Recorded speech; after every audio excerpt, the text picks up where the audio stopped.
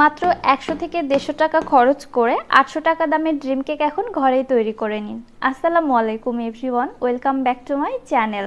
আজকে আমি সেই ভাইরাল ড্রিম কেকের রেসিপি নিয়ে আপনাদের সামনে চলে এসেছি। ড্রিম কেকের প্রাইসটা একটু বেশি হওয়ার কারণে আমাদের অনেকেরই সাধ্যের বাহিরে এটা কেনা, তবে আমাদের অনেকেরই ড্রিম আছে এমন একটি ড্রিম কেক খাওয়ার। এজন্য ঘরে অল্প কিছু টাকা খরচ করে কিভাবে এত মজাদার একটি ড্রিম কেক তৈরি করে নিতে পারবেন সেই রেসিপিটি আমি আজকে আপনাদের মাঝে শেয়ার করছি। আশা করছি রেসিপি আপনাদের জন্য অনেক বেশি হেল্পফুল হবে। সো কথা না বাড়িয়ে চলে যাচ্ছি মূল রেসিপিতে। বিসমিল্লাহ। আজকের কেকটি একটি ডিম দিয়ে তৈরি করব। এজন্য এখানে রুম টেম্পারেচারে থাকা একটি ডিম ভেঙে নিচ্ছি। ডিমের কুসুম এবং সাদা অংশটাকে আলাদা করে নিতে হবে। কুসুমটা আলাদা করে এক সাইডে রেখে দিচ্ছি। এবার ডিমের সাদা অংশটাকে ফোমে তৈরি করে নিতে হবে। এজন্য একটি ইলেকট্রিক বিটার আমি ব্যবহার করছি। আপনারা চাইলে হ্যান্ড উইক্স দিয়েও ফোমটা তৈরি করে নিতে পারেন। সামান্য একটু বিট করে ফোমের মধ্যে যখন কিছু ফেনা ক্রিয়েট হয়েছে তখন এর মধ্যে দিয়ে দিচ্ছি আমি চিনি। এখানে 1/3 কাপ চিনি নিয়েছি। চিনিটা এখানে আমি একবারে দিব না, 2 ধাপে দিয়ে দিব। প্রথমবার দেওয়ার পরে কিছুক্ষণ বিট করে নিয়েছি, চিনিটা মেল্ট হয়ে গিয়েছে। দেন দ্বিতীয় ধাপে চিনিটা আবারও অ্যাড করে দিলাম এবং আবারও আমি বিটারের সাহায্যে বিট করে নিচ্ছি পারফেক্ট একটি ফোম তৈরি হওয়া পর্যন্ত। দেখতে পাচ্ছেন আমার এখানে ফোমটা তৈরি হয়ে গিয়েছে। ফোমের কনসিস্টেন্সিটা ঠিক এমন হবে, উপর থেকে যদি কোনো দাগ দিয়ে দেয় সে দাগটা বসে যাবে না, অর্থাৎ ফোমটা বসে যাবে না। এ পর্যায়ে এসে এর মধ্যে আমি যে কুসুমটা আলাদা করে রেখেছিলাম ওইটা দিয়ে বিট করে নিচ্ছি। বেশিক্ষণ বিট করব না, কারণ এই অবস্থায় কিন্তু ফোমটা দেবে যেতে পারে। কুসুমটা মিশিয়ে নেওয়ার পরে এবার আমি এর মধ্যে দিয়ে দিলাম 1 টেবিল চামচ সয়াবিন তেল। চাইলে আপনারা তেলটা স্কিপ করতে পারেন। স্পঞ্জ কেকে তেল দিলেও চলে, না দিলেও চলে। আমি একটু সফট হওয়ার জন্য 1 টেবিল চামচ পরিমাণে দিয়েছি। তেলটা দিয়েও কিছুক্ষণ একটু বিট করে মিশিয়ে নিলাম। এবার স্প্যাচুলারের সাহায্যে একটু ভালোভাবে মিশিয়ে নিচ্ছি।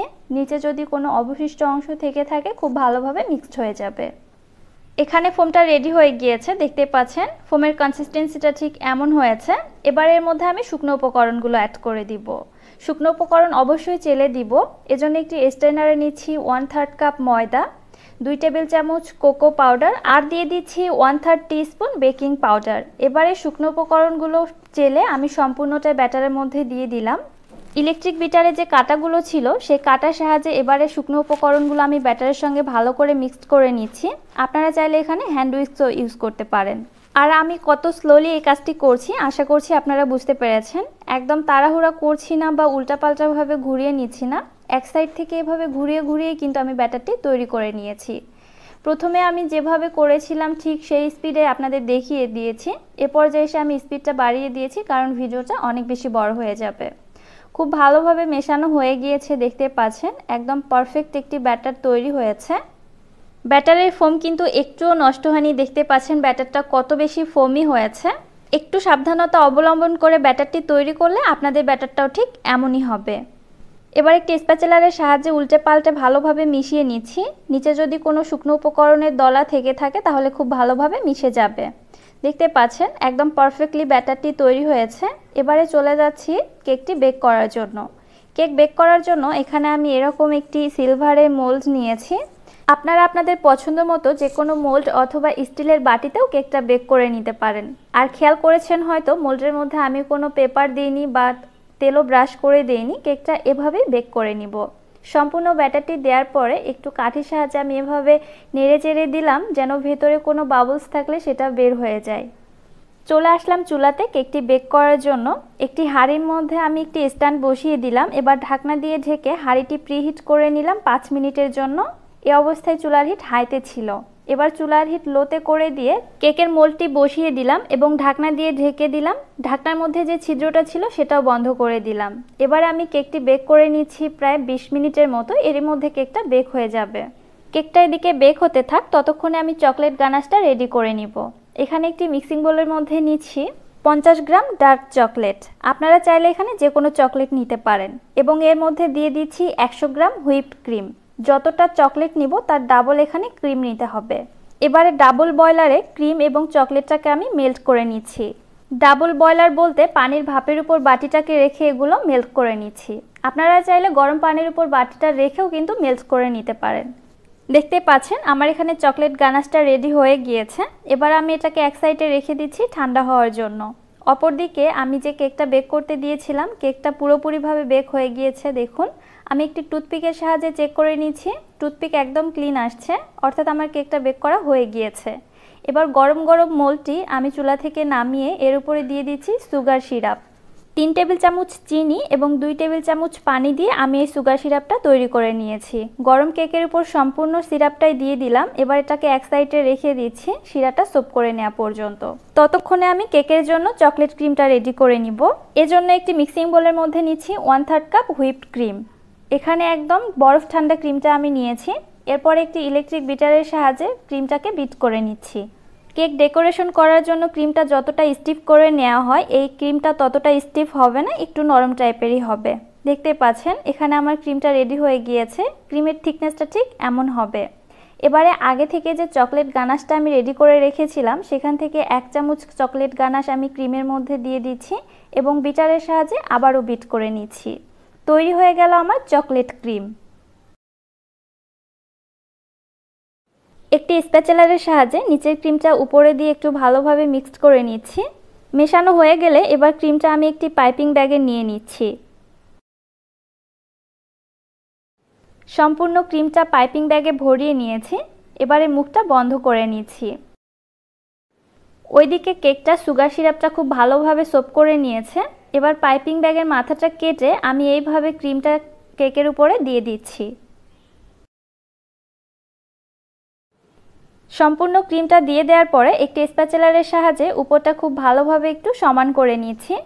সমান করে নেওয়ার পরে এবারে মোলটিকে আমি নর্মাল ফ্রিজে রেখে দিয়েছি 10 থেকে 15 মিনিটের জন্য। ক্রিমটা ভালোভাবে সেট হয়ে যাবে এরই মধ্যে।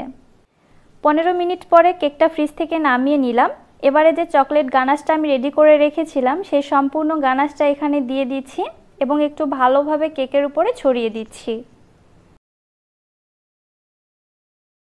সম্পূর্ণ গানাশটাই আমি কেকের উপর খুব ভালোভাবে ছড়িয়ে দিয়েছি। এবারে মোলটিকে আমি আবারও ফ্রিজে রেখে দিয়েছি প্রায় 15 থেকে 20 মিনিটের জন্য। এবারে কেকের ফাইনাল কোটিং করার জন্য আমি চকলেট মেল্ট করে নিব। এখানে 50 গ্রাম ডার্ক চকলেট নিয়েছি, আপনারা যে কোনো চকলেট নিতে পারেন। ঠিক একই পদ্ধতিতে ডাবল বয়লারে আবারও এই চকলেটটাকে আমি মেল্ট করে নিচ্ছি। মেল্ট করার সময় এখানে আমি সামান্য পরিমাণে বাটার দিয়েছিলাম, প্রায় 5 গ্রামের মতো। বাটার কিন্তু অবশ্যই এখানে দিতে হবে, আমি ভুলে আপনাদের দেখাতে পারিনি। বাটার না দিলে কিন্তু চকলেটটা এত বেশি লিকুইড ফর্মে আসবে না। বাটারের পরিবর্তে এখানে হুইপ ক্রিম বা লিকুইড মিল্ক কোনোটাই কিন্তু অ্যাড করা যাবে না, অবশ্যই বাটার লাগবে। এদিকে ফ্রিজ থেকে কেকের মোলটি আমি বের করে এনেছি। চকলেট গানাশটা কিন্তু খুব সুন্দরভাবে সেট হয়েছে, দেখতেই পাচ্ছেন। এবারে সেই মেল্টেড চকলেটটা আমি সম্পূর্ণটা এর উপরে ঢেলে দিচ্ছি এবং এভাবে ঘুরিয়ে ঘুরিয়ে পুরোটা মোল্ডের চারপাশে খুব ভালোভাবে ছড়িয়ে নিচ্ছি।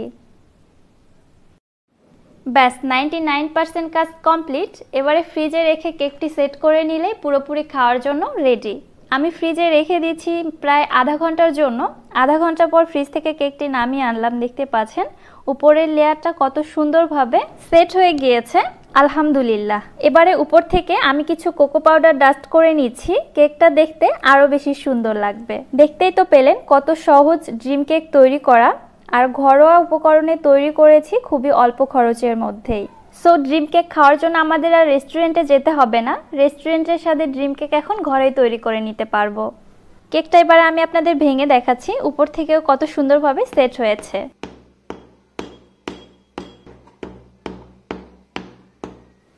এইভাবে কেকটা ভেঙে নেওয়াটা আমার কাছে অনেক বেশি ইন্টারেস্টিং লাগে। আপনাদের কাছে কেমন লাগে অবশ্যই কমেন্ট করে জানাবেন।